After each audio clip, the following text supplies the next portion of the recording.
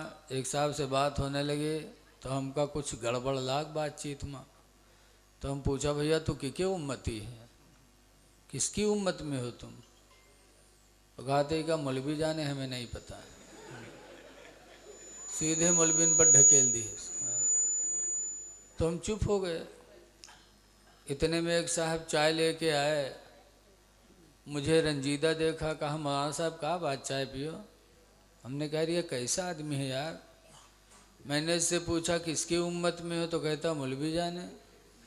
तो कहते अरे हजरत तू जाहिल हो कि पीछे काहे फिरे? हम कहा अच्छा तुम बताओ। तो कहते अरे तुमसे बाहर थोरो हन चाय पियो। अब बताओ, जवान हो जाते हैं और उन्हें अपने इस्लाम की तारीख नहीं मालूम। ऐ लोगों, जलसे में आया करो और थोड़ा ध्यान से सुना करो।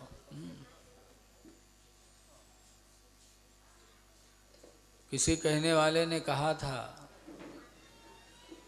आह इस्लाम तेरे चाहने वाले न रहे, जिनका तू चांद था अफसोस वो हाले न रहे। हाय इस्लाम हमसे कितना पीछे हो गया। तो एक आदमी पीछे बैठ रहा है, उसका नाम इस्लाम रहा है। तो कहा थे अरे का मौलाना हमका पहचाना थे। कहा हाँ। बहु किनारे से उठ के आवा, बीच में बैठ गया। मौलाना थोड़ी देर तक फिर हालात पर तबसरा करते रहे और तबसरा करते करते हाय अफसोस इस्लाम इतना पीछे चला गया। बहु बीच से उठा, आगे आके बैठ गया। अब मौलाना कहा जाने वो काहे उठक बैठक लगाए है। मौलाना तो लोगों के हालात पर अफसोस करके कहते थे। थोड़ी देर बाद फिर मौलाना कहते हैं हाय अफसोस इस्लाम इतना पीछे हो गया। वो खड़ा होएगा कहे इसका मौलाना तुम्हारे खोपड़ी बैठ गई है। पीछे रहन बीच में, बीच से आगे आए न, अब तुम कहा तो पीछे चला गया। हाँ। तो जलसे में आते भी बहुत से लोग हैं, लेकिन अल्लाह जाने दिमाग कहाँ धई के आओ। ज़रा मोहब्बत से सुनो, गौर से सुनो। अल्लाह ताला कुरान करीम 30वां पारा सूरह वद्दुहा के अंदर फरमाता है अपने नबी से, वअम्मा साइला फला तनहर। ऐ नबी तुम मांगने वालों को दुत्कारा न करो, मांगने वालों को झिड़को न, जो मांगे वो दे दो। पता चला कि नबी से मांगना जायज़ है। अगर मांगना जायज़ न होता तो अल्लाह ताला मेरे नबी को ये हुक्म क्यों देता? मांगने वालों को झिड़को ना, और मांगने वाले इतना पाए कि हुजूर सल्लल्लाहु अलैहि वसल्लम की ग़ुलामी में एक सहाबी रहते थे, हज़रत अनस रज़ी अल्लाह अन्हु। 10 साल तक नबी की ग़ुलामी में रहे। हुजूर को वज़ू का पानी देते थे, खिदमत करते थे। अब अनस के घर में कोई लड़के नहीं थे, बग़ैर औलाद के थे, गरीब भी बहुत थे। सरकार को एक दिन रहम आया तो हुजूर ने दुआ मांगी, या अल्लाह अनस को माल दे दे, औलाद दे दे। हुजूर ने 2 चीज़ की दुआ मांगी, या अल्लाह अनस को माल दे दे, औलाद दे दे। तो माल की ये कसरत हुई कि मदीने मुनव्वरा में सबके खजूर के बागों में साल में 1 मरतबा फल आता था, लेकिन अनस के बाग में साल में 2-2 मरतबा फलाने लगा। है कोई आम की बगिया जिसमें साल में 2 मरतबा फल आता हो? कोई खजूर की बाग नहीं जिसमें 2 मरतबा फल आता हो। लेकिन मेरे नबी ने दुआ मांगा तो अनस के बाग में साल में 2-2 मरतबा खजूरें आती थी। और औलाद की दुआ मांगी, एक लड़के भी नहीं थे, लेकिन जब सरकार ने दुआ मांगी तो अनस के घर में 100 लड़के हो गए, 100 लड़कों के बाप हो गए।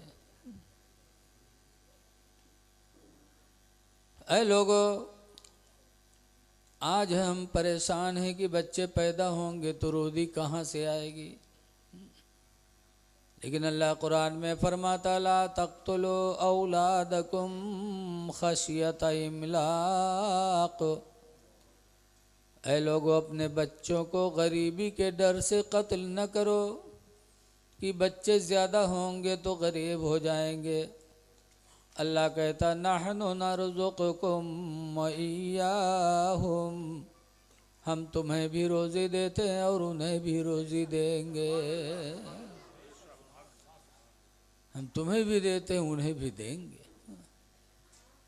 अब हाजी रफ़ी साहब से पूछो अपने बचपन में यहाँ कौन मेरे चावल खात रहा, बोलो। हम भी बचपना में थे, हम तो गरीब थे, खैर ये मालदार रहे होंगे, लेकिन उस टाइम में लंबे लंबे चावल मिलते थे खाने को, हैं? कोदो, मकई। लेकिन आज तो इतने बड़े बड़े चावल पैदा हो गए, जैसे जनता बढ़ती गई अल्लाह अपना रिस्क बढ़ाता चला गया। बम्बई में गया था तकरीर करने, दस्तरखान लगा तो खाए रोटी दाल सालन, फिर उसके बाद बैठ गए तो लोगों ने कहा हजरत खाइए ना। तो हमने कहा चावल नहीं है क्या, तो डब्बा आगे बढ़ा दिन कहने दे रखा तो है, बड़े बड़े। तो हम कहने यार हम जाने सेवई हो इधर ही है। बताइए अल्लाह की कुदरत देखो।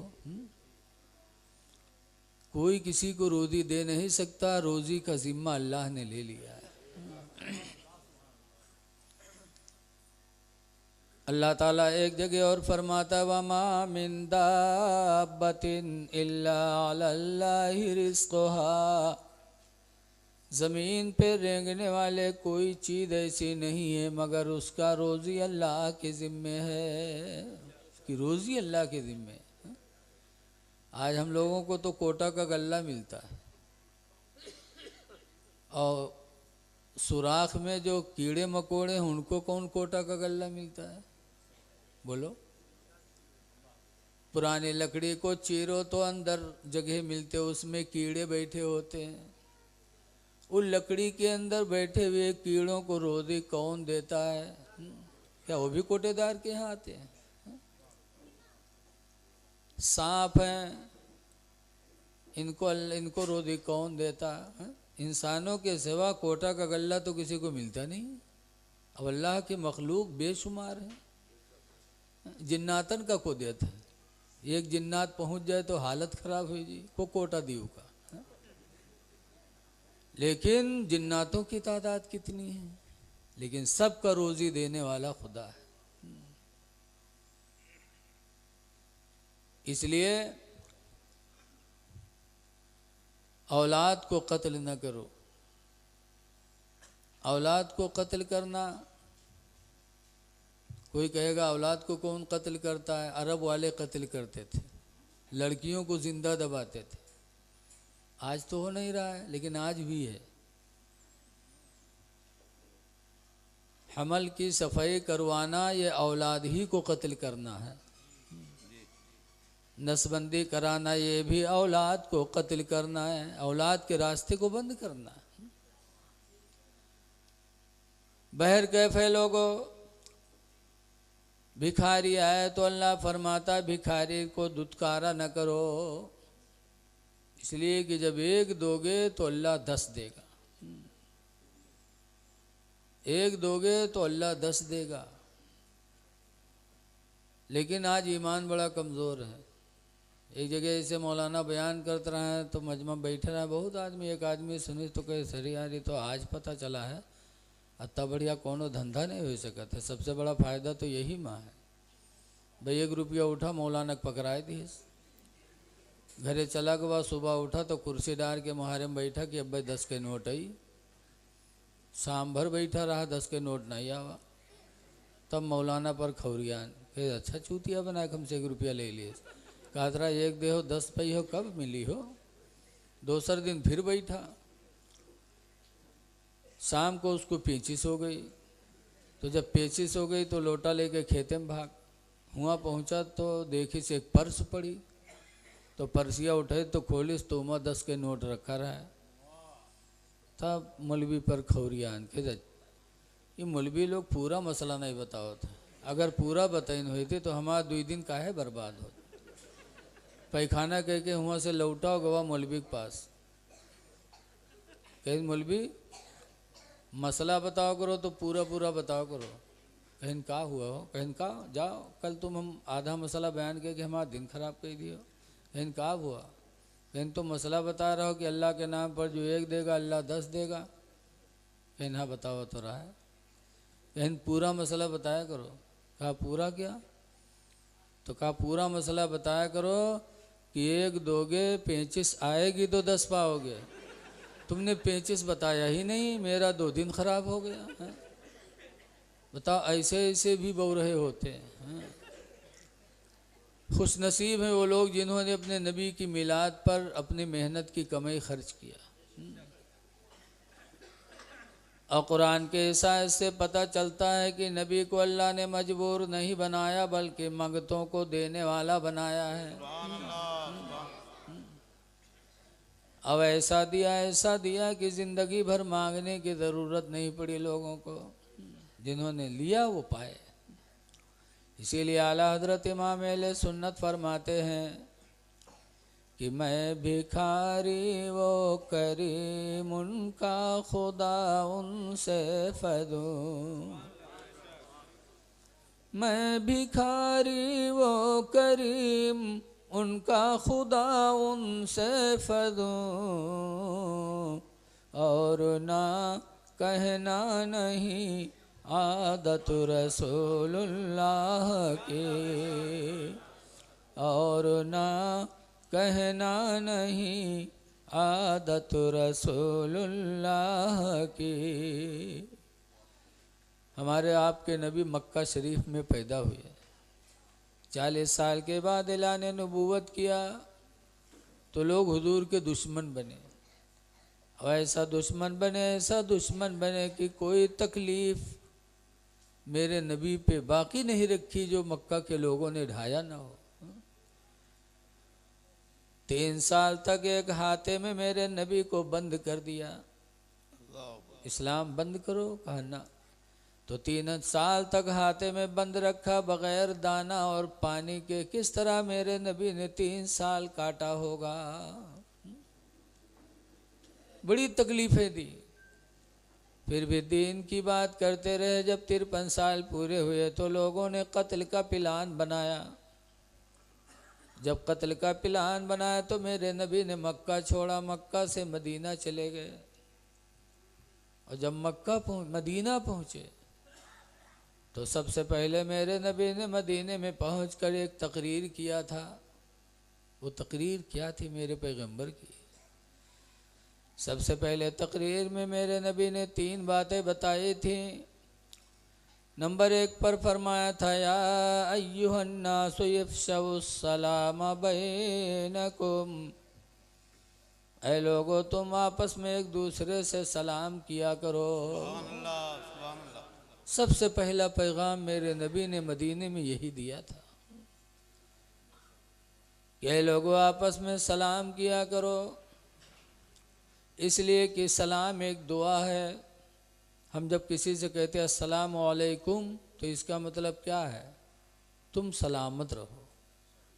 ये अरबी लफ्ज़ है अस्सलाम वालेकुम, तुम पर सलामती हो, तुम सलामत रहो।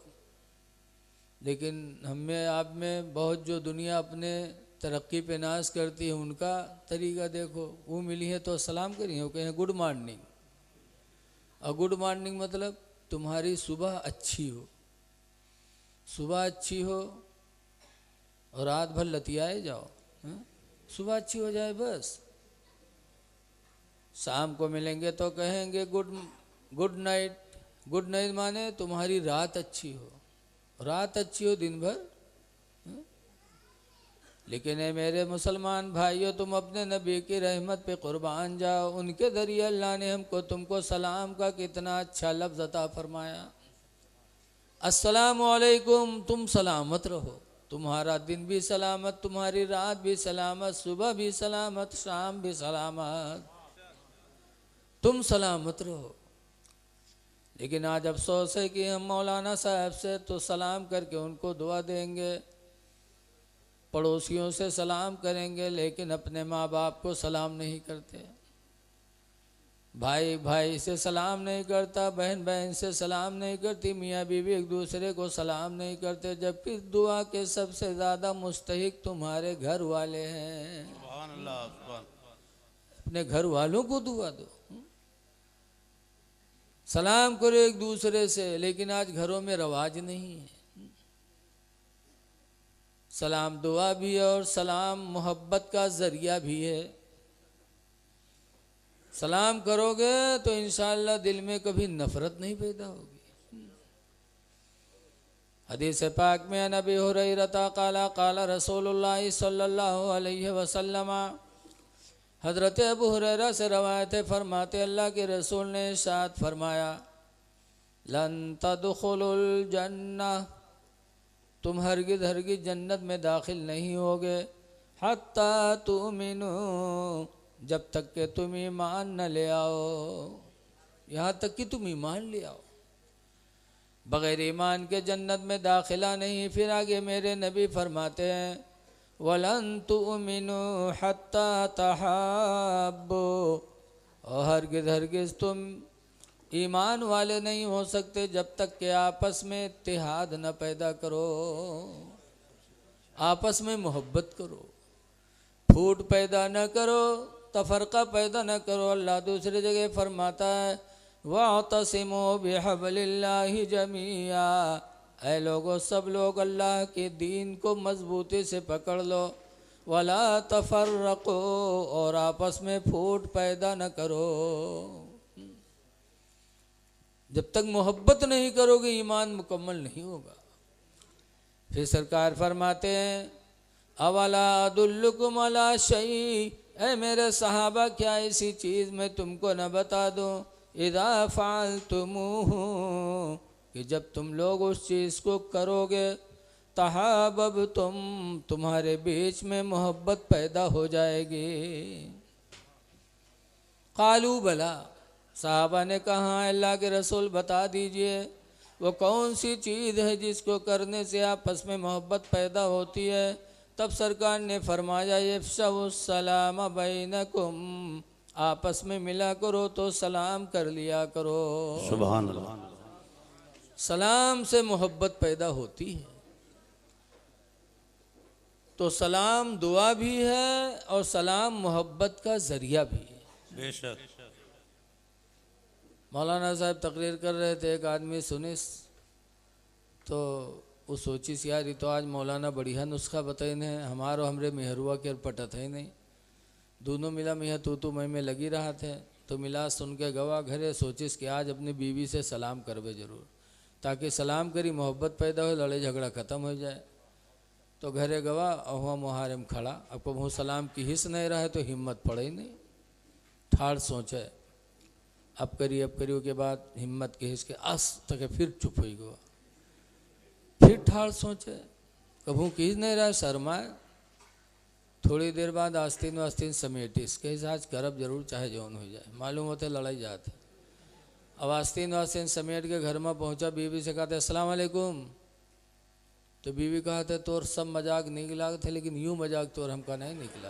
अब बताओ, इतनी हिम्मत के बाद बेचारा सलाम की है। तो मेहरुआ कहते तोर सब मजाक निकला थे, लेकिन यूं मजाक तोर हमका नहीं निकला। काश अगर हमारी बहन पढ़ी होती, काश कुरान की तालीम उसे हासिल होती, तो ऐसी बात न कहती। अल्लाह कुरान में कहता, वइज़ा हुय्यितुम बितहिय्यतिन, ऐ ईमान वालो जब तुमसे कोई सलाम करने वाला सलाम करे, फ़हय्यू बिअहसन मिनहा, तो उससे बेहतर उसके सलाम का जवाब दे दो। सुभान अल्लाह। लेकिन तालीम नहीं है, इसलिए सलाम को भी मजाक पर महमूल किया जा रहा है। तालीम बहुत ज़रूरी है। अल्हम्दुलिल्लाह बड़ी खुशी की बात है कि आपके इस कस्बा में जहाँ दारुल उलूम अशरफिया बच्चों की ज़िंदगी को संवार रहा है, उसी की बगल में हाजी असगर साहब ने कुल्लिया कायम किया जहाँ बच्चियों की ज़िंदगी भी संवारी जाती है। बच्चियों की इस्लाह बहुत ज़रूरी है, इसलिए कि इनकी गोद, माँओं की गोद बच्चों का पहला मदरसा बताया गया। तो तालीम होती कुरान की तो ऐसी बोली न निकालती। सलाम मेरे नबी का पहला पैगाम है, और जब सलाम किया करो तो मोहब्बत से किया करो, मुस्कुरा के, भौरियाई के नहीं। बहुत से तो लोग अगर कोई सलाम कह लो, कहा अस्सलाम वालेकुम, तो क्या वालेकुम सलाम, वालेकुम सलाम, ये कौन जवाब है? भौरिया के सलाम न किया करो। जब मिलो तो खुश दिली से मिलो, एक मोमिन दूसरे मोमिन को देख के मुस्कुराया करे, ये सहाबा की सुन्नत है। हज़रत अबू बकर सिद्दीक़ रदी अल्लाह ताला अन्हु एक दिन जा रहे थे, उधर से हज़रत अली शेर खुदा रदी अल्लाह अन्हु आ रहे थे। हज़रत अबू बकर रदी अल्लाह अन्हु ने हज़रत अली को देखा तो मुस्कुराए और फरमाते अस्सलाम वालेकुम। तो हज़रत अली भी मुस्कुरा के जवाब देते वालेकुम अस्सलाम। तो हज़रत अली ने हज़रत अबू बकर से पूछा कि आप मुझे देखकर मुस्कुराए क्यों? तो हज़रत अबू बकर फरमाते हैं मुझे इसलिए मुस्कुराहट आई आपको देखकर कि रसूलुल्लाह सल्लल्लाहु अलैहि वसल्लम ने फरमाया है कि क़यामत के दिन जन्नत में जाने का टिकट अली बांटेंगे। आपका मर्तबा सोचकर, आपको देखकर मुझे मुस्कुराहट आ गई कि जन्नत में जाने का टिकट अली बांटेंगे। तो हज़रत अली चुप हो गए। तो हज़रत अबू बकर ने पूछा आप क्यों मुस्कुराए हमें देखकर? तो हज़रत अबू बकर, हज़रत अली कहते हैं कि मैंने हुजूर से सुना है और हुजूर ने फरमाया है कि क़यामत में अली जन्नत में जाने का टिकट उसी को देना जिसके दिल में अबू बकर की मोहब्बत होगी। सुभान अल्लाह, सुभान अल्लाह। जन्नत में जाने का टिकट अली उसी को देना जिसके दिल में अबू बकर की मोहब्बत होगी। ये सहाबा का मिजाज था, एक दूसरे के मर्तबे को सोचकर मुस्कुराया करते थे। आज हम जलते हैं। मुस्कुराना मेरे नबी की भी सुन्नत है, सहाबा की भी सुन्नत है। रो तो तन्हाई में रो, मजमम न रो मक्कारी दिखावे खातिर। रो तो तन्हाई में रो, अल्लाह की नेमतों को याद करके। अगर तन्हाई में रो दिए, एक आंसू गिर गया तो हमारी तुम्हारी बख्शिश का सरमाया है वो। मजमे में रहो तो एक दूसरे को देख के मुस्कुराओ। रसूलुल्लाह सल्लल्लाहु अलैहि वसल्लम के सामने एक दिन खजूर थाली में लाई गई। हज़रत अबू बकर रज़ी अल्लाह अन्हु बैठे, हज़रत उमर बैठे, हज़रत अली बैठे और लोग बैठे, हुजूर भी बैठे, और खजूरें उठा उठा के सब लोग खाने लगे। और खजूर खा के गुठली निकलती थी तो अली के आगे सब लोग रखते थे।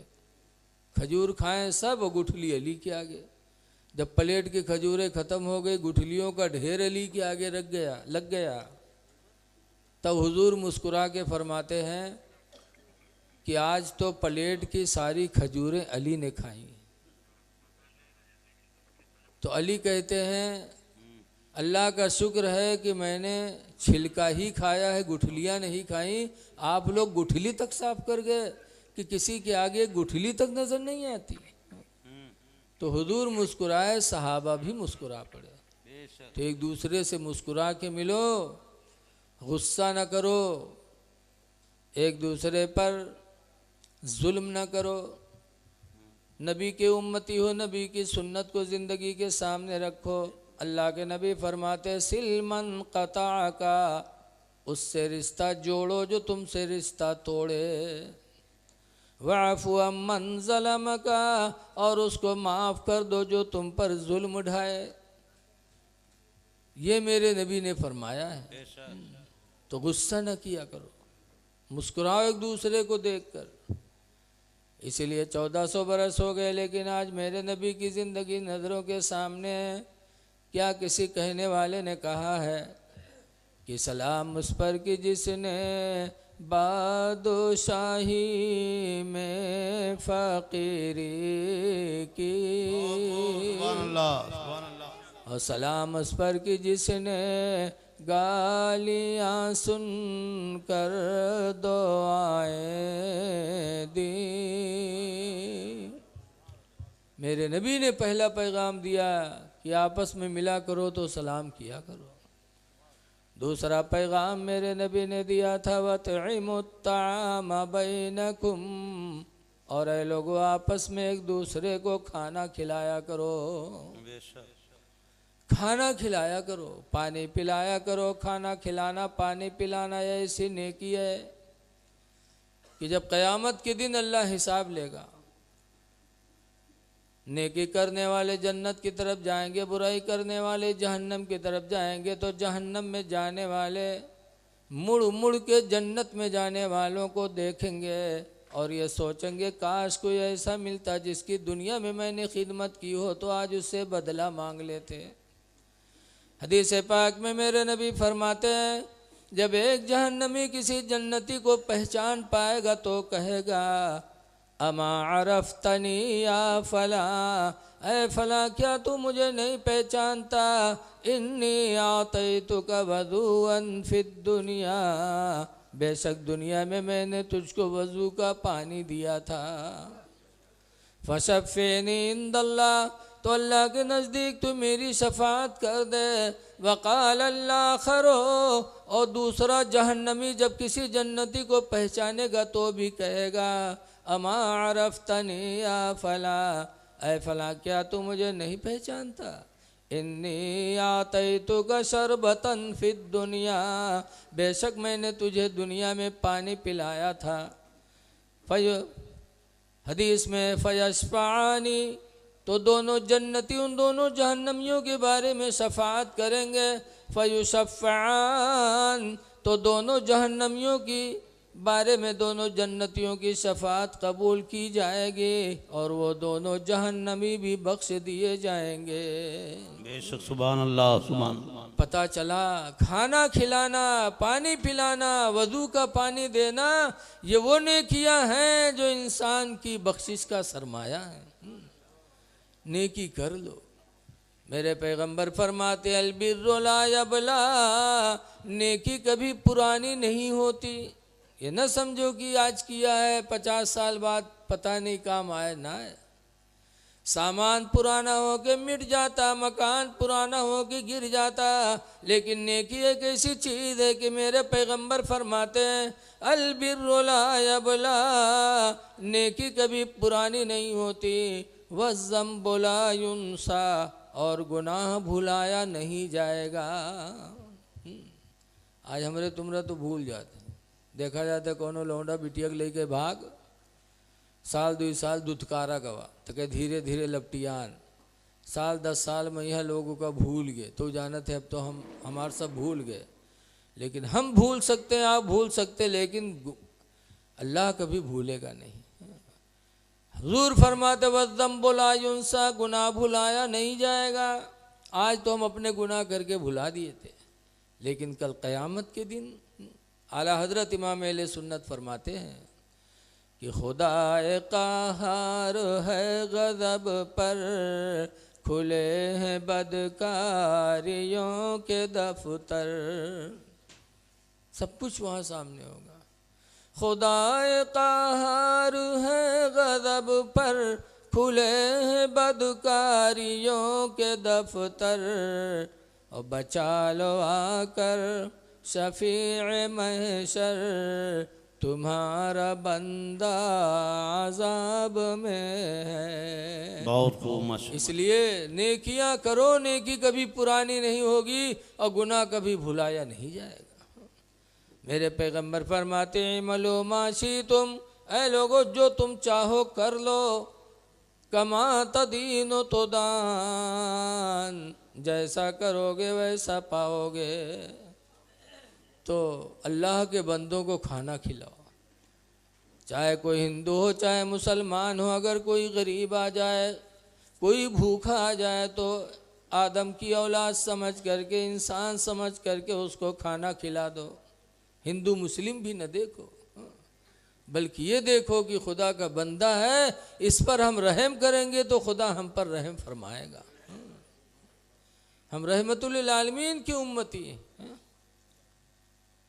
इसीलिए हुजूर फरमाते ला यरहमुल्लाह, अल्लाह उस पर रहम नहीं करेगा। किस पर? मल्ला यरहमुन्नास, जो इंसानों पर रहम नहीं करेगा। इंसान वो भी है। तो खाना खिलाओ मेरे नबी के दूसरा पैगाम था। लेकिन आज अफसोस है कि हम इमाम को खाना नहीं दे सकते। कितनी मस्जिदें देहात की ऐसी हैं जिसमें इमाम नहीं। पूछो का बात?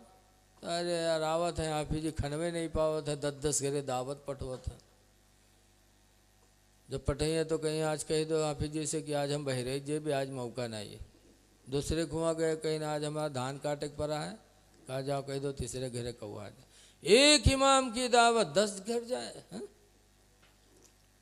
लोगों जब इमाम को नहीं खिला सकते हो तो तुम किसको खिलाओगे? इमाम तुम्हारी नमाजों का जामिन है। हदीस पाक में हुजूर फरमाते अल इमाम ज़ामिनुन वल मुअज्जिनु मुतमिनुन, इमाम तुम्हारी नमाजों का जामिन है और मुअज्जिन तुम्हारी नमाजों का अमीन है। आज खाना नहीं खिला पाते मौलवी साहब को। एक गांव रहा है, मौलाना अबू नूर बशीर लिखते हैं कि इमाम साहब गांव मस्जिद में रहा है तो गांव भर उनका चंदा दे, गांव भर दावत दे, लेकिन एक घर वो गांव में ऐसा रहा है कि वो घर वाला ना इमाम साहब के तनख्वाह दे, न कबू खाना पूछिस, रमज़ान गुजर गया तो अफ्तारी तक नहीं दी। मौलवी जान गई कि गांव में कोनो दुश्मन है तो फलनवा है। लेकिन एक दिन इत्तेफाक से मौलवी असर की नमाज पढ़ाए, मस्जिद के आंगन में टहलत रहा है।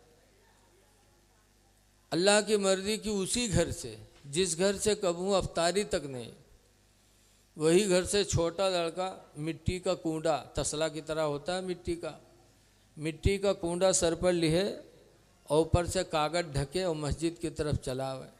जब मस्जिद के करीब आवा तो मौलवी देखें तो मुँह में पानी आवा कि लागत है आज है कोनो जुगाड़ के ही। जब लाके रखिस मौलवी पलथी मार के बैठ गए। जब कागज हटाएं तो देखें पूरा कूंडा खीर से भरा। तो मौलवी सोचें या अल्लाह ये घर से कब अफ्तारी तक नहीं आई, आवाज़ कूंडा भर के खीर रही है। तो लड़कवा से मौलवी साहब कहीं ना रहे तोरे अम्मा का अगर हमरे खातिर खीरे पठवे रहे तो कोनो पियाली में पठाई दी है, हो कोनो पलियट में पठाई दी होती, कूंडा भर के काहे पठाई से काम भैंसा वैसा है कहा। तो छोट लड़का झूठ तो बोलत नहीं है। लड़का छोट रहा है तो कहीं ना ही मौलवी साहब ये बात नहीं है, हमारा अम्मा खीर बना के रखीन और चली गई पानी ले अत्ते में यहाँ कुतुआ व मुँह डाल के खाए लाग। तो अब्बा डंडा लेके अम्मा लंग दौड़े, कहीं ना रे खीर को खाई रे अब। तो अम्मा कहीं घबराओ ना मस्जिद में पठे दे मौलवी साहब खाए ले। जब मौलवी सुनी तो उठाए के कूंडा फेंकिन, ला हौल वला कुव्वता इल्ला बिल्लाह, ला हौल वला कुव्वता इल्ला बिल्लाह। इतनी ज़ोर ज़ोर से मौलवी लाहौल पढ़िन कि लड़कवा रोवे लाग। जब रोवे लाग तो मौलवी डांटिन, कहने भी रोता क्यों है? तो कहीं मौलवी साहब कूंडा फोड़ डाले हो, यही कूंडा में हमारा अम्मा कूड़ा फेंकत रहा है, कूड़ा किमा फेंकी है मौलवी साहब। तब मौलवी अपन खोपड़ी पीटे लाग, कहीं ना अल्लाह मतने बदनसीब हो गए कि खीर मिली तो कुत्तक झूठ हो ऐसे बर्तन में जिमा कूड़ा फेंका जाता है। अफसोस हाय अफसोस, अपने इमाम को हम वो चीज़ खिलाएं जो गंदगी हो, गंदी हो, जो हमें पसंद ना है। ऐ लोगो अल्लाह के बंदों की मदद करो उस चीज़ से जो तुम्हें पसंद हो। अल्लाह कुरान करीम में फरमाता लन तनालुल बिर्रा, हरगिज हरगिज तुम नेकी पाओगे नहीं, हत्ता तुनफिको मिम्मा तुहिब्बून,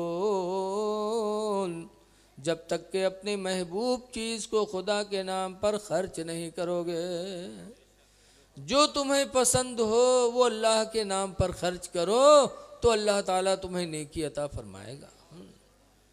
तो जो खाना आपको अच्छा लगे वही खाना अल्लाह के बंदों को खिलाओ, तब तो अल्लाह राज़ी होगा। तो मेरे नबी ने दूसरा पैगाम दिया था कि अल्लाह के बंदों को खाना खिलाओ। और तीसरा पैगाम मेरे नबी ने मदीने में दिया था, सल्लो फिल लैल, रात में नमाज़ें पढ़ो, वन्ना सो नियामो, दरहाल के इंसान सो रहे हो, सारी दुनिया सो रही हो, उस वक्त तुम नमाज पढ़ो। कौन सी नमाज उस वक्त पढ़ी जाती है बताओ? न फजर के टाइम लोग सोते, न जोहर में, न असर में, न मगरिब में, न ईशा में।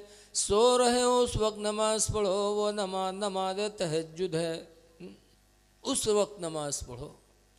वो नमाज दिखावा से पाक होगी, वो नमाज रियाकारी से पाक होगी। उस वक्त जो तुम नमाज पढ़ोगे, उस वक्त तुम्हारा दिल खुदा की तरफ मुकम्मल मुतवज्जे होगा। तहज्जुद पढ़ो। लेकिन आज अफसोस है, तहज्जुद क्या हम फ़र्ज़ नहीं पढ़ पाते। नानपारा में हम पढ़ते थे, हुजूर मुफ्ती नानपारा अलैहिर्रहमा के पास मुफ्ती अमानुर रब साहब आए। यानी मेरी जब फरागत का टाइम था और हज़रत के नई उम्र थी, तो हज़रत मुफ्ती अमानुर रब साहब गए तो मुफ्ती नानपारा अलैहिर्रहमा अपने खानकाह में बिठा ले और चाय पानी कराने के बाद फरमाते हैं, मौलाना कभी रात में चोरी भी करते हो? तो हम लोग सोचन वद दे, मौलाना से पूछा था कि रात में कभी चोरी करते हो? अब मौलाना साहब थोड़ी देर सोचने के बाद कहीं हाँ कभी कभार।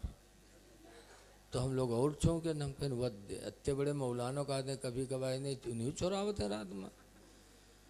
लेकिन अब मुफ्ती नानपारा इतने जलाली थे कि हम लोगों की बोलने की हिम्मत नहीं थी। जब मुफ्ती अमानुर रब बाहर निकले तब हम लोगों ने उनसे पूछा कि क्या हजरत पूछ रहे थे, मौलाना कभी रात में चोरी करते हो? तो आपने कहा कभी कभार, क्या मतलब? तब मुफ्ती अमानुर रब साहब ने फरमाया कि हजरत हमसे पूछ रहे थे कि मौलाना कभी रात में तहज्जुद भी पढ़ते हो?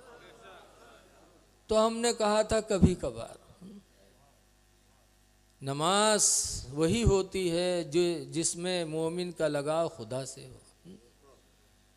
इसीलिए 18वां पारा के शुरू में अल्लाह फरमाता, क़द अफ़लहल मोमिनून, वो ईमान वाले कामयाब हो गए, मोमिन कामयाब हो गए। कौन?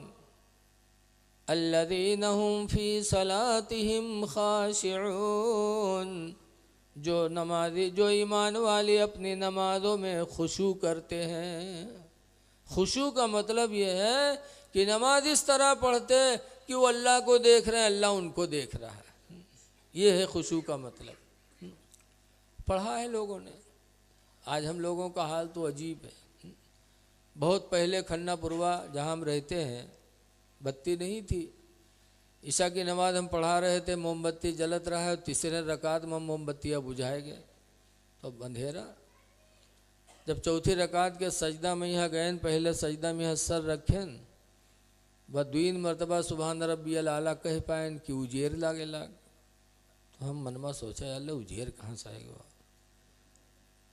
फिर जब सलाम फेरा तो देखा आगे बैटरी जले। तो हम कहें नहीं बैटरी को जले सो।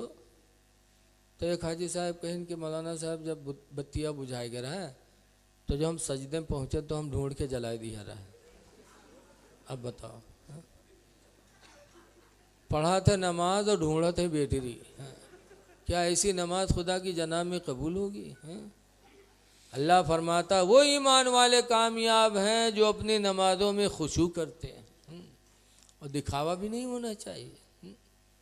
बसरा एक शहर है, वहाँ एक बुजुर्ग रहते थे, हज़रत इमाम हसन बसरी रहमतुल्लाह अलैह। एक दिन मुसल्ला उठाया और चले गए दरिया दजला के ऊपर। मुसल्ला बिछाया, पानी बह रहा है, दरिया के पानी पर इमाम हसन बसरी ने मुसल्ला बिछाया और अल्लाहु अकबर नियत बांध दिया। अब बसरा के लोगों ने देखा, ताज्जुब, हाय इमाम हसन बसरी दरिया दजला पे नमाज पढ़ रहे हैं। देखने वालों की भीड़ लग गई। तो उसी बसरा में एक औरत रहती थी। हमारी माँ बहनें सुन रही हों तो गौर करें, कैसी कैसी तुम्हारी बहनें इस दुनिया में गुजरी। उसी बसरा शहर में एक औरत थी, राबिया। राबिया ने जब सुना कि इमाम हसन बसरी दरियाए दजला की पानी पे मुसल्ला बिछाए नमाज पढ़ रहे हैं और अल्लाह की मखलूक चारों तरफ से घेरे देख रही है, तो राबिया को जलाल आया। राबिया ने घर से मुसल्ला उठाया और गई वहाँ और इमाम हसन बसरी के सर के ऊपर फिजा में मुसल्ला बिछा के और नियत बांध दिया। फिजा में पानी पे तो कपड़ा बिछाना आसान है, जब तक नहीं भीगेगा नहीं डूबेगा, लेकिन फिजा में कोई चीज़ बिछा देना, बोलो अब ये पैप न लगे हो ऐसे सामियाना कोई तान देगा? नहीं तनेगा। राबिया बसरिया ने मुसल्ला अपना ले जाकर इमाम हसन बसरी के सर के ऊपर काफ़ी दूर मुसल्ला बिछाया और फिजा में नमाज पढ़ने लगे। अब लोगों ने देखा, कहा अरे ताज्जुब पर ताज्जुब कि हसन बसरी ने दरियाए दजला पर मुसल्ला बिछा के नमाज पढ़ी और राबिया ने तो और ताज्जुब कर दिया, फिजा में मुसल्ला बिछा के नमाज पढ़ रही हैं। इमाम हसन बसरी की नमाज ख़त्म हुई, देखा, कहा राबिया फिजा में मुसल्ला बिछा के नमाज पढ़ती है। तब राबिया ने कहा था, हसन बसरी तुम्हारे घमंड को तोड़ने के लिए मैंने किया, तुम्हारे दिखावा को तोड़ने के लिए मैंने किया है। ए हसन बसरी, अगर नमाज पढ़नी थी तो मस्जिद में पढ़ते, अगर नमाज पढ़नी थी तो घर में पढ़ते, दरियाए दजला पर नमाज पढ़ने की ज़रूरत क्या थी? तुम दिखाना चाहते हो कि मेरी विलायत इतनी बड़ी है, तो मैंने तुम्हारे घमंड को तोड़ने के लिए फिजा में मुसल्ला बिछाया। क्या हसन बसरी, दरियाए दजला पर मुसल्ला बिछाना तो आसान है, लेकिन फिजा में मुसल्ला बिछाना आसान नहीं है। ऐसे ही सी औरतें भी दुनिया में आई, क्या उनके अंदर अल्लाह का खौफ पैदा था? इसीलिए राबिया बसरिया एक दिन चली तो एक हाथ में आग, एक हाथ में पानी, एक हाथ में लोटिया में पानी ली थी, एक हाथ बर्तन में आग लिया और जा रही थी। किसी ने पूछा, राबिया कहाँ जा रही हो? तो कहा इस पानी से जहन्नम की आग बुझाने जा रही हूँ और इस आग से जन्नत को जलाने जा रही हूँ। कहा ऐसा क्यों? तो राबिया बसरिया का ईमान देखो, कहती है मुझे तकलीफ होती है कि लोग नमाज पढ़ते हैं तो जन्नत की लालच में और जहन्नम से बचने के लिए, अल्लाह को राज़ी करने के लिए नहीं पढ़ते। ज़कात देते हैं तो जन्नत के लालच में, जहन्नम के डर से, खुदा के डर से लोग नहीं करते। इसलिए मैंने आज सोचा जन्नत को जला दूं, जहन्नम को बुझा दूं, ताकि अब नमाज रोज़ा जो हो वो खुदा की रज़ा के लिए हो। ऐसी ईमान वाली औरतें भी दुनिया में आई हैं। इसलिए लोगों नमाज़ें पढ़ो, मेरे पैगंबर फरमाते हैं रात में जब अल्लाह के बंदे सो रहे हों, मतलब यह है कि अपनी नमाज़ों में दिखावा न करो, कोई नेकी न दिखाओ, छुप के नेकी करो। हदीस पाक में अबू हुरैरा रज़ी अल्लाह अन्हु रवायत करते हैं कि अल्लाह के रसूल ने फरमाया आमाल में खुलूस पैदा करो, तुम्हारे दिलों को परखने वाला बड़ा दाना है, बड़ा अक्लमंद है। नबी करीम सल्लल्लाहु अलैहि वसल्लम की ज़िंदगी हमारे आपके लिए नमूने अमल है। देखिए आज हम गैरों को कहते हैं कि वो हम पर, हमारी इबादत खाना पर निगाह डालें। आपने कभी सोचा कि हम अपनी इबादत खाने को आबाद कर रहे हैं कि ढा रहे हैं? आज गैर ढाए तो हम कहते हैं शिकवा है, शिकायत है कि हमारी इबादत खाने को ढाते हैं, और हम ढा रहे हैं कि नहीं ढा रहे हैं मुसलमान होके? कम से कम इसको कभी आपने सोचा? हमारे तुम्हारे नबी सल्लल्लाहु अलैहि वसल्लम फरमाते हैं मुसलमान हो तो नबी के फरमान पर ईमान रखो। मेरे पैगंबर फरमाते हैं अस्सलातु इबादुद्दीन, नमाज दीन का खंभा है, नमाज दीन का खंभा है। फमन अक़ामहा फ़क़द अक़ामद्दीन, तो जिसने नमाज पढ़ लिया उसने दीन का खंभा गाड़ दिया। जिसने नमाज पढ़ा उसने दीन को कायम किया। वमन तरकहा, और जिसने नमाज छोड़ दी फ़क़द हदमद्दीन, तो उसने दीन को ढा दिया। ऐ नौजवानों, सोचो कि नमाज छोड़ करके आप अपने दीन को ढा रहे हो या दीन को कायम कर रहे हो। ठंडे दिल से सोचो। इसलिए जलसा जुलूस कराने का मकसद ही यही है कि हमारी आपकी इस्लाह हो जाए। तो इसलिए ऐ नौजवानों, नमाज़ों की पाबंदी करो, तभी हमारा दीन हम तक मुकम्मल रहेगा। आज हमारी नमाजें छूट रही हैं और हमको एहसास तक नहीं।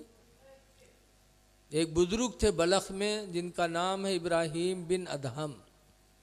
एक दिन सुबह रोने लगे। अब ऐसा रोए कि महल्ले के लोगों को लगा कि कोई मैयत हो गई। तो ऐसे मौके पर लोग घरों से निकलते हैं, सब निकल पड़े। इब्राहिम बिन अदहम के घर में जमा हो गए और वो रो रहे ज़ारो क़तार। लोगों ने पूछा, इब्राहिम किसका इंतकाल हो गया? कौन मर गया जो आप रो रहे हो इतनी सुस्कियां बांध बांध कर? तो इब्राहिम बिन अदहम कहते, मेरे घर में कोई नहीं मरा। कहा, फिर क्यों रो रहे हो? कहा, लोगों, अगर आज मेरी औलाद मरी होती तो मैं इस तरह न रोता। मेरी बीवी मरी होती तो आज मैं न रोता, लेकिन अफसोस कि आज मेरी नमाज फजर चली गई। नमाज फजर जाने की वजह से रो रहा हूँ। ऐ लोगों, वो भी हमारे तुम्हारे भाई थे, उनके दिल में खुदा का डर कितना था। एक फजर छूटी तो ये ऐसा रोए कि लगता है कि कोई इंतकाल कर गया। और आज हमारी पांचों नमाजें छूट रही, हमें एहसास तक नहीं। अल्लाह की रहमत देखो कितनी बड़ी है।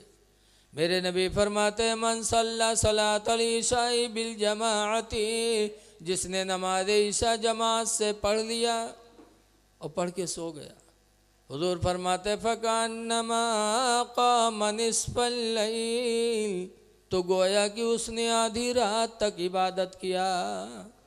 ईशा की नमाज जमात से पढ़ के सो जाओ तो आधी रात तक इबादत का सवाब।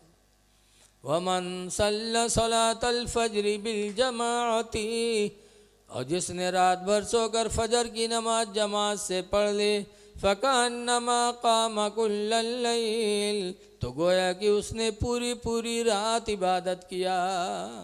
ये अल्लाह की रहमत देखो। इसलिए लोगों, नमाजों की पाबंदी करो। बगैर नमाज को कायम किए हम दीनदार कभी हो नहीं सकते। नमाज के साथ साथ लोगों के हुकूक भी हमारे तुम्हारे ज़िम्मे हैं। हुकूकुल इबाद और हुकूकुल्लाह। हुकूकुल इबाद में आज हम बड़ी कमी करते। हम पड़ोसियों का हक अदा नहीं कर पाते। आज पड़ोसी हमसे नाराज़ है।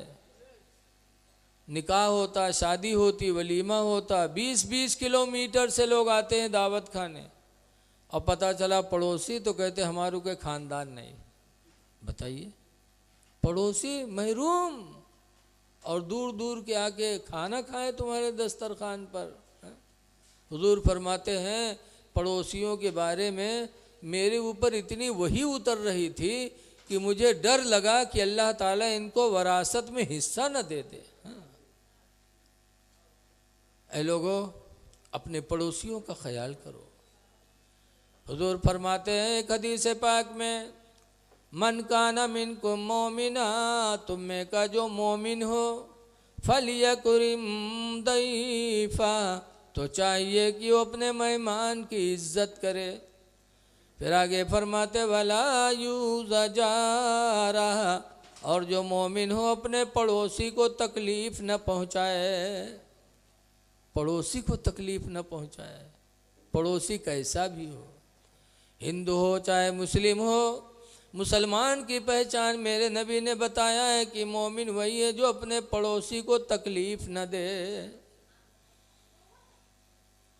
हज़रत इमाम आज़म अबू हनीफ़ा, जो हम सब के इमाम हैं, बड़े जय्यद आलिम थे। इमाम आज़म अबू हनीफ़ा इतने बड़े आलिम थे, इतने बड़े आलिम थे कि उनके उस्ताद उनसे एक दिन मसला पूछने आए थे। उस्ताद क्या नाम था उनका? आमश। इमाम आज़म के इल्म हदीस के उस्ताद थे हज़रत आमश। मुहद्दिस थे बहुत बड़े। लेकिन एक हर घर में हालात पैदा होते हैं। उनके उस्ताद आमस की लड़ाई उनकी बीवी से हो गई। आमस मियाँ बीवी में तू मैं किए। मुहद्दिस थे लेकिन तू मैं हो गई। हर घर में तू मैं होती है। हम आपके सामने बगुला भगत बने बैठे हैं, लेकिन हमारे घरे जाओ पूछो तब पता चली कि हम कौन में रहन। हर घर में होता है। बोलो भाई होता है कि नहीं होता है? अरे सब लोग कुंवारे में बैठे यार, कहा यार कुछ बोलो ना। हाँ ना है कि डरात हो कि घरे डांटे जाइयो कि हुआ जाएगा मौलाना से बताया है। हर घर में तू मैं होती। मुहद्दिस थे मदीने के हजरत आमश, लेकिन मियाँ बीवी में तकरार हुई, तू मैं हुई तो बोल चाल बंद हो गया। अब जब बोल चाल बंद हो गए तो एक दिन नहीं बोली, 2 दिन नहीं बोली, तीसरे दिन नहीं बोली, अब 3 दिन वही हुआ।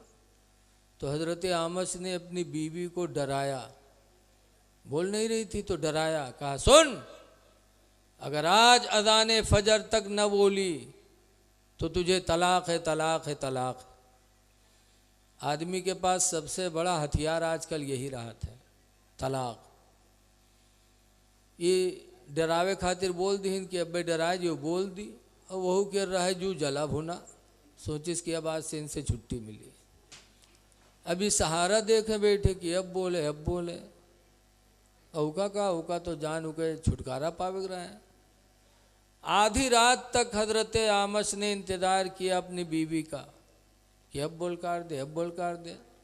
जब आधी रात गुजर गई तब हजरत आमश डरे कि लगता है बोलेगी नहीं, और जहाँ फजर की अजान होगी कि मेरी तलाक पड़ जाएगी, मेरे निकाह से निकल जाएगी। अब ये परेशान कि करें क्या, कह चुके हैं। 2-3 घंटा रह गया है, अभी फजर की अजान होगी और बोल ये मेरे निकाह से निकल जाएगी। तो हजरत आमश मुहद्दिस थे, लेकिन इस मसले की जानकारी के लिए अपने शागिर्द इमाम आज़म के घर गए। इमाम आज़म का दरवाज़ा खटखटाया, इमाम आज़म निकले, सलाम हुआ। पूछा हुजूर कैसे आना हुआ, इतनी रात में आ पाए? तो मसला बताया। कहा बेटा ऐसा ऐसा मामला हो गया, मैं कह चुका था कि अगर अज़ान फजर तक न बोली तो तुझे तलाक है, तलाक है। बेटा मैंने डरवाने के लिए कहा था कि बोल दे, लेकिन वो बोलती ही नहीं। आधी रात हो गई है और थोड़ी देर बाद फजर की अज़ान होगी, बेटा मेरे निकाह से निकल जाएगी। क्या कोई शरीयत के अंदर है कोई सूरत कि तलाक न पड़े, मेरे निकाह में रह जाए? तो इमाम आज़म ने फरमाया एक सूरत है। कहा क्या? कहा आपने कहा है कि अज़ान फजर तक न बोली तो तुझे तलाक है, तलाक है, तलाक है। कहा जी। तो इमाम आज़म ने फरमाया जाइए और फजर से 1 घंटा पहले, यानी फजर का वक्त शुरू होने से 1 घंटा पहले किसी से अज़ान पढ़वाइए। कहा फिर? कहा जब 1 घंटा पहले फजर की, जब 1 घंटा पहले अज़ान होगी तो बीवी आपकी सुनेगी तो वो समझेगी कि फजर की अज़ान है, और वो फजर की अज़ान होगी नहीं। फजर की अज़ान तो वक्त शुरू होने के बाद होगी, और वो समझेगी कि फजर की अज़ान है। जैसे सुनेगी, आएगी आपसे महर वगैरह मांगेगी, कुछ ना कुछ बोलेगी, बस आपकी कसम भी नहीं पड़ेगी और वो आपके निकाह में बाकी रह जाएगी। हज़रत आमश ने सुना तो गए। वो 1 घंटा पहले बताए ना है, बीवी के चक्कर में जाएगी 2 घंटा पहले शुरू कराए दी, रात ही में। और जैसे अज़ान हुई वो बीवी भी इंतज़ार कर रही थी। जैसे अज़ान हुई वैसे बीवी उठी और आई, आमद से सलाम किया और मुस्कुरा के कहती है कि हमारा आपका मामला साफ़ हो गया, अब मेरा हिसाब करिए। कहा काहे साफ़ है हुआ? कहा काहे नहीं साफ़ हुआ? आपने कहा था अज़ान फजर तक न बोली तो तुझे तलाक है, तलाक है, तलाक है। अज़ान फजर तक नहीं बोली, अब फजर की अज़ान हो रही है, तलाक़ तुम्हारी पड़ गई, मेरा मामला साफ़ करो। तो हज़रत आमश बैठे मुस्कुरा रहे थे। तो कहते अभी मुस्की उसकी काम न बनी, हमारा मामला साफ़ करो, मैं चली। तो हज़रत आमश कहते कहाँ तलाक़ पड़ी? कहा क्यों? फजर की अज़ान होने लगी। तो हज़रत आमश कहते कहाँ फजर की अज़ान होने लगी? अभी फजर में तो 2 घंटा बाकी है।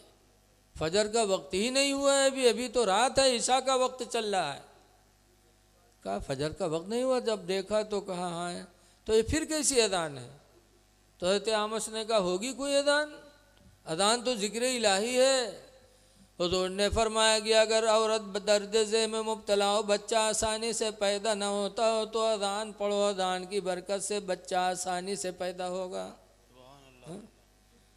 कोई मुसीबत हो, मुसीबत के वक्त अदान पढ़ो, अदान की बरकत से अल्लाह मुसीबत को दूर करेगा। इमाम हज़रत आमश कहते होगी कोई अदान, अदान तो जिक्र इलाही है, जब जिसका जी चाहे कहे। तो उनकी बीवी तलाक से बच गई। इतने बड़े इमाम आदम अबू हनीफा कि वो उस्ताद मसला पूछे, लेकिन उनका पड़ोसी एक यहूदी था, बड़ा जालिम था। यहूदी नबी के ज़माने में भी इस्लाम के दुश्मन थे और आज भी दुश्मन। हज़रत आमश के बगल में एक यहूदी था, हज़रत इमाम आदम को तंग करता था, गाली भी दे देता था, परेशान करता था, लेकिन इमाम आदम कभी उसका जवाब नहीं देते थे। क्यों? नबी के हुक्म पर अमल था, वाफ़ु अम्मन ज़लामा का, माफ़ कर दो उसे जो तुम पर जुल्म करे। इमाम आदम माफ़ करते थे। कुछ दिनों के बाद ऐसा भी टाइम आया कि एक हफ्ता गुजर गया, हज़रत इमाम आदम ने उस यहूदी को नहीं देखा। तो लोगों से पूछने लगे कि यार मेरा पड़ोसी यहूदी नहीं दिखाई पड़ रहा है, एक हफ्ता हुआ नहीं देखा। तो लोगों ने कहा आपको पता नहीं है, बड़ा नालायक था, जेल हो गई उसे, जेल चला गया। ए बेटा ये चले आ यार इधर, जेल चला गया, वो जेल गया। लोगों ने कहा हाँ। तो हज़रत इमाम आदम खुश नहीं हुए कि मेरा पड़ोसी सताता था, जेल चला गया, अच्छा हुआ। तारीख गवाह है कि इमाम आदम फ़ौरन कोफा के गवर्नर के पास गए। गवर्नर ने देखा तो खड़ा हो गया, कहा हुजूर आप आए, कोई ज़रूरत होती बताते मैं खुद चला आता। तो इमाम आदम कहते सुनो सुनो, मेरा एक पड़ोसी यहूदी था, तुम्हारे दारोगा ने जेल में डाल दिया है। मैं अपने पड़ोसी के रिहाई के लिए हाजिर हुआ हूँ कि मेरे पड़ोसी यहूदी को जेल से रिहा किया जाए।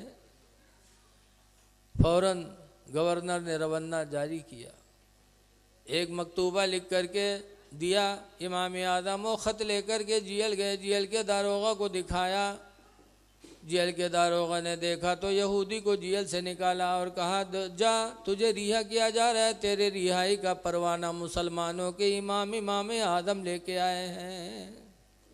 जब यहूदी ने सुना तब रोया, कहा अफसोस, एक हफ्ता से मैं जेल में हूँ, मेरा कोई भाई मेरी रिहाई के लिए नहीं आया, मेरा कोई दोस्त नहीं आया, मेरा कोई रिश्तेदार नहीं आया, आए मेरे रिहाई के लिए तो मुसलमानों के इमाम आदम आए, जिनको मैं ज़िंदगी भर सताता रहा। रो के कहता है खुदा की कसम, आज मुझे मालूम हो गया कि इस्लाम सच्चा मज़हब है और इस्लाम के मानने वाले बड़े रहम दिल होते हैं। फ़ौरन उस यहूदी ने कलमा पढ़ा, ला इलाहा इल्लल्लाह मुहम्मदुर रसूलुल्लाह सल्लल्लाहु अलैहि वसल्लम। कलमा पढ़ कर के वो यहूदी मुसलमान हो गया।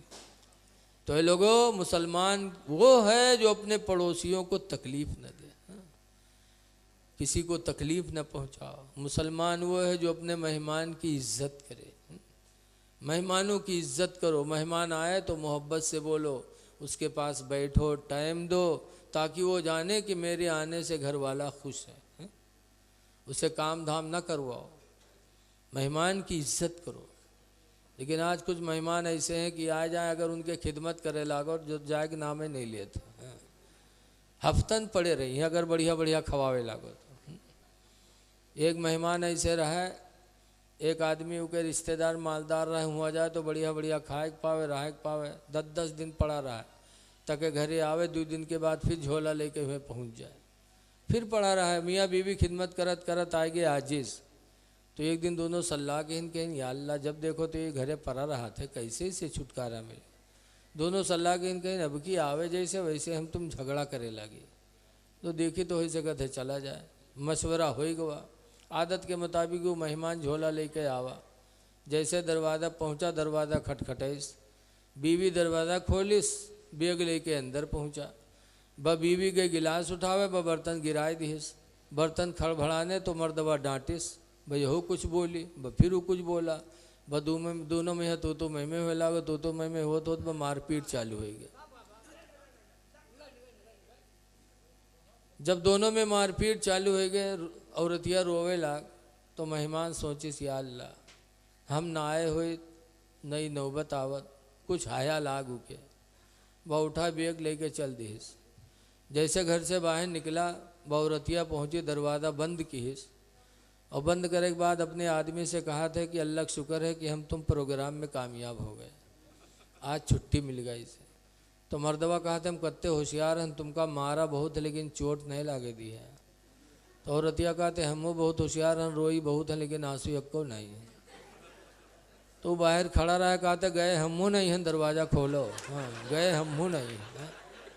बताओ ऐसे ऐसे जब मेहमान मिल जाएंगे तो कहाँ तक आदमी मेहमानी करेगा। हाँ?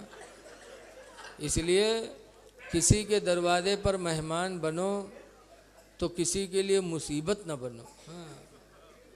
एक दूसरे के हुकूक का ख्याल रखो। हाँ? ऐ लोगों एक बात और सुन लो, दो बातें करके मैं तकरीर अपनी 10 मिनट में समेट रहा हूँ। देखिए, पड़ोसियों के साथ इज्जत सलूक करो। आवाज़ इस दौर में बड़ा पुरफतन दौर है। आज हम पैसा वाले हो जाते तो मौलाना साहब पर खर्च करेंगे, नेता पर खर्च करेंगे, पीर साहब पर खर्च करेंगे, लेकिन माँ बाप की तरफ तवज्जो नहीं देंगे। हा? क्या पीर को राज़ी करके, मौलाना को राज़ी करके खुदा को राज़ी कर लोगे माँ बाप को छोड़ के? हा? कभी नहीं। आला हजरत मुरीद हैं मारहरा से। कहाँ से मुरीद हैं? मारहरा के गद्दी नशीन हुजूर सैयद नजीब हैदर हसन मियाँ उर्से कासमी में एक दिन ऐलान कर रहे थे कि मेरे मुरीदों, तुम लाखों की तादाद में मारहरा आए हो इसलिए कि मेरा पीर तुमको बख्शवा लेगा। कहते हैं खुदा की कसम, जब तक तुम्हारे माँ बाप तुमसे राज़ी नहीं होंगे तुम्हारा पीर तुम्हारे काम नहीं आ पाएगा। हाँ।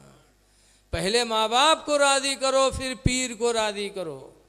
माँ बाप पहले हैं, पीर साहब बाद में। इसीलिए हदीस पाक में अनकीम इब्न मुआवियत अल-कुशैरी काला सालना रसूल अल्लाह सल्लल्लाहु अलैहि वसल्लम। हकीम बिन मुआविया कुशैरी से रवायत है, कहते मैंने अल्लाह के रसूल से सवाल किया, मन अहक़्क़ु बिहुस्न सहाबती, अल्लाह के रसूल मैं सबसे ज़्यादा एहसान किस पर करूं, मेरे एहसान का मुस्तहिक कौन है? फ़क़ाल रसूलुल्लाह उम्मुका, तो सरकार ने फरमाया तेरी माँ है। कुल तो सुम्मा मन, मैंने कहा फिर कौन? तो सरकार ने फरमाया उम्मुका, तेरी माँ है। कुल तो सुम्मा मन, मैंने कहा फिर कौन? तीसरी मरतबा हुज़ूर फिर फरमाते उम्मुका, तेरी माँ है। कुल तो सुम्मा मन, चौथी मरतबा मैंने पूछा अल्लाह के रसूल फिर कौन मेरे एहसान का मुस्तहिक है? तो सरकार ने चौथी मरतबा फरमाया अबू का, तेरा बाप है। उसके बाद सहाबी खामोश हो गए, नबी भी खामोश हो गए। पता चला अल्लाह दौलत दे तो सबसे ज़्यादा एहसान माँ पर करो। 3 मरतबा मेरे पैगम्बर ने फरमाया माँ पर करो, माँ पर करो, माँ पर करो। 1 मरतबा बाप के बारे में भी फरमाया।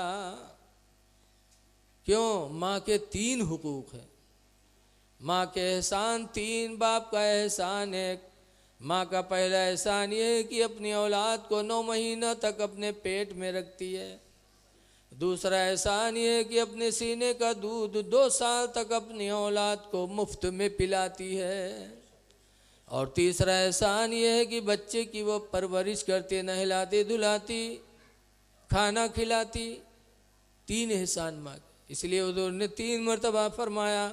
और बाप का एहसान 1 है कि वो बाप भी अपने बच्चे की परवरिश करते हैं, कमा कमा के खिलाते हैं, पालते हैं। लेकिन एक एहसान में यह भी बप्पा पीछे है। देखा जाता है सवेरे तो चले जाए हैं काम करे, दुकान पर रही हैं, और शाम के आई हैं तो बड़ी मोहब्बत से लड़कवा गले हैं तके हुलुलुलु करी है। और जहाँ लड़कवा के नाक बुल्ल से निकरी बकेले पकड़ी करे, लेके जाओ बाहर, उठाओ, लेकिन ऐसे माहौल में भी प्यारी माँ आती है, अपनी औलाद को सीने में चिपका करके अपने दुपट्टा से बच्चे की नाक को साफ करती है। इसीलिए हजरत जाबिर रदी अल्लाह ताला अन्हु कहते मदीने मुनव्वरा से मुजाहिदीन अल्लाह की राह में जिहाद के लिए निकले। हजरत जाबिर कहते हैं जी तुन नबी सल्लल्लाहु अलैहि वसल्लम, मैं हुजूर के पास गया, वक़ुल तो, और मैंने कहा अस्तसीरु का नगदू या रसूल अल्लाह, अल्लाह के रसूल मैं इजाज़त लेने आया हूँ कि अल्लाह की राह में मैं भी जिहाद करूँ, इजाज़त दे दो मैं भी जाऊँ। फ़क़ाल रसूलुल्लाह हल उम्मुका हय्या, ऐ जाबिर ये बताओ क्या तुम्हारी माँ जिंदा है? क़ुल्तु नअम, मैंने कहा हाँ। फ़क़ाल रसूलुल्लाह इरजी इलैया, तो सरकार ने फरमाया माँ के पास वापस चले जाओ। वअल्ज़िमहा, और उसका दामन मजबूती से थाम लो। फ़इन्नल जन्नत तहत रिजलिहा, इसलिए कि जन्नत तुम्हारी उसके पैर के नीचे है। मैदान जंग में जाकर शहादत लेके जन्नत की तमन्ना न करो, जाओ माँ की खिदमत करो, तुम्हारी जन्नत तो माँ के कदमों के नीचे रखी है। इसलिए लोगों अल्लाह दौलत दे तो माँ पर खर्च करो, बाप पर खर्च करो। बाद में अल्लाह दौलत दे तो और जिस पर देना चाहो दो, पीर को दो, फ़कीर को दो, लेकिन सबसे पहले माँ बाप को राज़ी करो। क्योंकि हदीस पाक में आया रिज़ाउर रब्बी फ़ी रिज़ाइल वालिदैन, तुम्हारे रब की रज़ा माँ बाप की रज़ा में है। माँ बाप राज़ी तो खुदा राज़ी। इसलिए माँ बाप के साथ हुस्ने सलूक करो। पीर का दर्जा बाद में। माँ बाप को अल्लाह ने कुरान में 17 मरतबा फरमाया, जगह जगह, एक बार नहीं, 2 बार नहीं, कई जगह आया। कहीं बिर्रुल वालिदैन का लफ्ज़ आता है, कभी बिल वालिदैन एहसाना का लफ्ज़ आता है कि ऐ लोगों माँ बाप के साथ भलाई करो, माँ बाप के साथ एहसान करो। 17 मरतबा फरमाया, लेकिन हम तवज्जो नहीं करते। और पीर साहब के बारे में यक्को तो कहूँ नहीं आवा, पीर साहब के बारे में साफ साफ कहूँ नहीं आवा कि उनकी खिदमत करो, उनका उन पर एहसान करो। अभी हम कुछ दिन पहले गए थे रतलाम तकरीर करने, एक पीर साहब बलैन है। वहाँ जब गए, जब तकरीर करे चलें तो उनका कमरम बलैन कहें मौलाना आज आपको यही तकरीर में बताना है कि जो कुछ है वो पीर है, जो कुछ है वो पीर है, यही आपको आज बताना है। तो उन्ना कहीं हुई थी तो हम जो उन कह रहा तो उन्हें कही, और जब वो कह दी तो एक अजीब चिढ़ पैदा हो गई। तो फिर हमने तकरीर में यही कहा कि जो कुछ है वो माँ बाप है, जो कुछ है वो माँ बाप है। फिर हमने इसी पे तकरीर किया तो हाल ही हुआ कि जब चलें तो ना किरावा पाए ना नजराना पाए। ये तो कहा घर से टिकट बनवा ही लेंगे राहन ट्रेन के, तो चले आए, नहीं हुए रहिए। ऐसे ऐसे दज्जाल पीर ठहरते हैं। ऐ लोगों पीरों की खिदमत करो, लेकिन माँ बाप के बाद। पहले सबसे बड़े पीर तुम्हारे बाप हैं, सबसे बड़े पीर तुम्हारी माँ है। ये कहीं नहीं लिखा है कि पीर साहब जो दुआ करेंगे कबूल हो जाएगी, लेकिन हदीस में है कि 3 लोग ऐसे हैं जिनकी दुआ, जो दुआ करेंगे तो अल्लाह कबूल कर लेगा, उनकी दुआ अल्लाह ठुकराता नहीं। 3 कौन कौन? एक मुसाफिर, सफ़र में हो, कोई सहारा ना हो, उसका सहारा बन जाओ और वो दुआ दे दे तो अल्लाह उसकी दुआ कभी रद्द नहीं करता। दूसरा मजलूम, कोई परेशान हो, गरीब हो, भूखा मर रहा हो, बीमार पड़ा हो, कोई पुरसाने हाल ना हो, उसका सहारा बन जाओ, वो दुआ दे देगा तो अल्लाह उसकी दुआ को कभी रद्द नहीं करेगा। और तीसरे नंबर पर माँ बाप को बताया गया कि माँ बाप की दुआ औलाद के हक़ में अल्लाह रद्द नहीं करता। और इस्लाम की तारीख भी गवाह है सामने। किताब कुरान के बाद सबसे बड़ा दर्जा बुखारी शरीफ का है, और बुखारी शरीफ को लिखा किसने? बुखारा के रहने वाले एक नाबीना ने लिखा। अब सोचियो नाबीना कैसे लिखी? नाबीना थे, माँ के पेट से नाबीना पैदा हुए थे मोहम्मद बिन इस्माइल, लेकिन हुजूर से इतनी मोहब्बत थी कि हुजूर की हदीसों को याद करने लगे। और मदरसे में नहीं, दूर दूर जा जा कर के, कहीं फ़खरपुर, कहीं बहरेज, कहीं गोंडा, कहीं दिल्ली, कहीं बम्बई, कहीं बुखारा, कहीं समरकंद, कहाँ कहाँ महीनों महीनों सफ़र करते थे कि एक हदीस सुनने के लिए, नाबीना थे लेकिन हदीस सुनने के लिए जाया करते थे। इस तरीके से उन्होंने 1 लाख नहीं कई लाख हदीसों का हाफजा किया। और उसके बाद जब लिख के तैयार, जब हाफिज हो गए तो सोचा एक दिन कि मैं जब तक ज़िंदा रहूँगा कोई पूछेगा बता दूँगा, और अगर मर जाऊँगा तो ये हदीसें रसूलुल्लाह की उम्मत मुस्लिमा कैसे सुनेगी। तो दिल में ख्याल आया कि लाओ इन हदीसों को एक जगह लिख करके किताब बना दूँ। तो अपनी माँ से कहने लगे, अब्बा थे नहीं, कहा अम्मी आप जानती हैं कि मैं बड़ी मेहनतों के बाद अपने पैगंबर की इतनी लाख हदीसों का हाफजा किया है। मैं जब तक ज़िंदा हूँ लोग पूछते हैं, मैं बता देता हूँ मेरे मरने के बाद ये हदीसें क़यामत तक आने वाली रसूलुल्लाह की उम्मत कैसे जानेगी। कहा फिर बेटा, कहा मैं चाहता हूँ कि इन हदीसों को एक जगह लिख करके जमा करके किताब बना दूँ ताकि क़यामत तक वो किताब छपती रहे, चलती रहे और नबी की उम्मत अपने नबी के फरमान को सुनती सुनाती रहे। तो माँ ने कहा बेटा जज्बा तो बहुत अच्छा है लेकिन कैसे हो सकता बेटा, लिखने के लिए आँख में रोशनी चाहिए। तुम नाबीना हो, मादरजात नाबीना हो बेटा, अगर ये नसीब में तुम्हारे ये नेमत लिखी होती तो अल्लाह ताला तुम्हें नाबीना न बनाता, कैसे लिखोगे बेटा। इमाम बुखारी कहते मोहम्मद बिन इस्माइल है मेरी माँ, मुझे मालूम है कि मैं अंधा हूँ और लिखने के लिए रोशनी आँख में चाहिए, लेकिन है मेरी माँ मुझे ये भी मालूम है कि तुम मेरी माँ हो।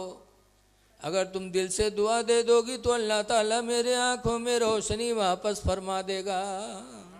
अल्लाह इस बात पर कादिर है मेरी माँ।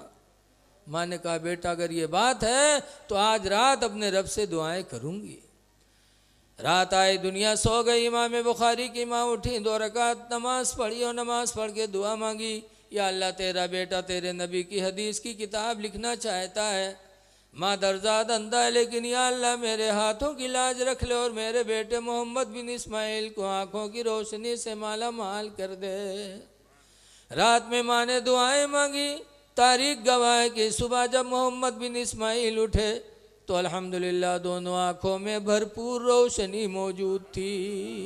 नारे तकबीर, नारे रिसालत, जिसने ईद मिलादुन नबी, नारे तकबीर, नारे रिसालत, सुभान अल्लाह।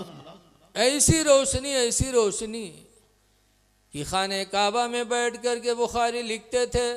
दिन में सूरज के उजाले में लिखते थे और रात में चांद के उजाले में बैठकर लिखा करते थे। इस तरीके से बुखारी शरीफ लिख करके उन्होंने कौम को हवाले कर दिया।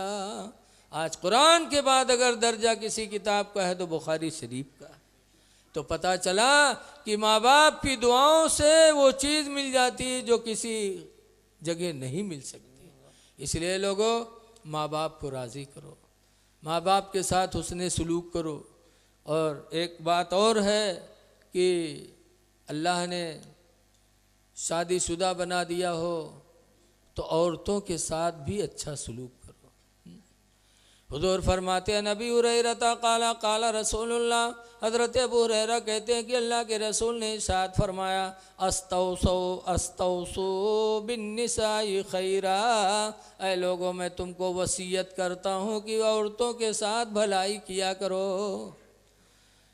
क्यों?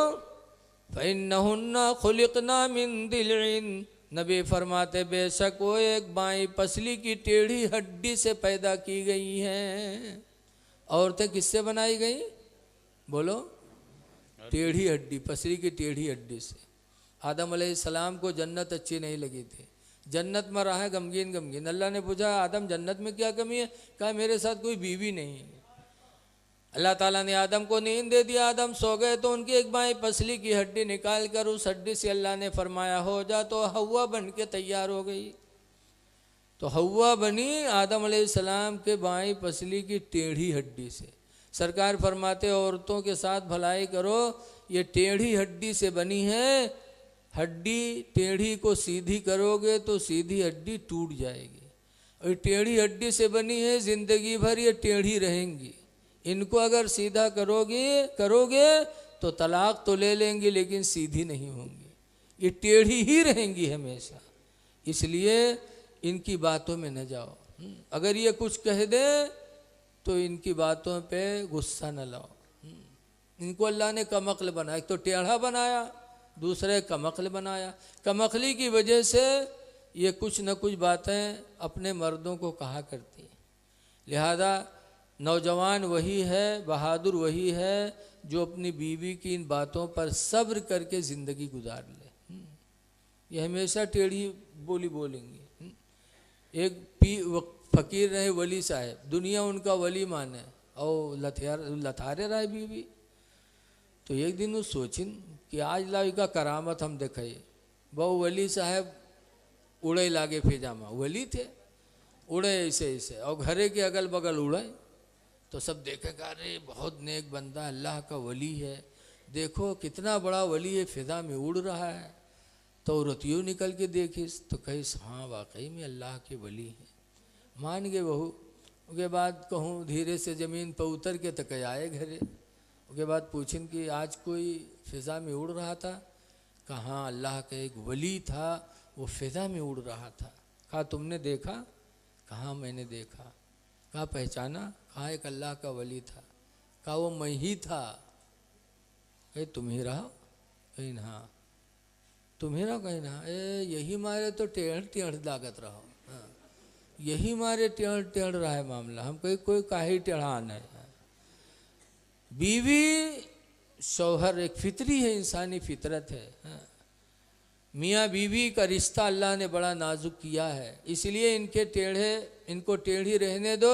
अगर ये कुछ कहें तो इनकी बात पे नाराज़ ना हुआ करो। हाँ, ये टेढ़ी रहेंगी हमेशा। हुजूर ने फरमाया है कि मैं माँ तरक तो मिम्बादी फितना, कि मैंने अपने बाद कोई फितना नहीं छोड़ा जो औरतों से ज़्यादा सख्त ना हो। सबसे ज़्यादा सख्त फितना दुनिया में अगर कोई है तो औरतों का है। लिखते हैं कि 4-5 मुबल्लिग रहे, तबलीग करे जाते रहे। रास्ता में देखें कि एक पेड़ के नीचे एक औरत बैठी रोवत रहे। उनका लोगों तरस लाग, सोचिन यार पता नहीं किस मुसीबत की मारी है। तो एक साहब सोचिन चलो पूछा जाए। तो मुबल्लिग साहब गए, सलाम कहें बहन क्यों रो रही हो यहाँ पर? कहा बहुत मुसीबत में हो। कहा मेरे लायक कोई फरियाद हो बताओ।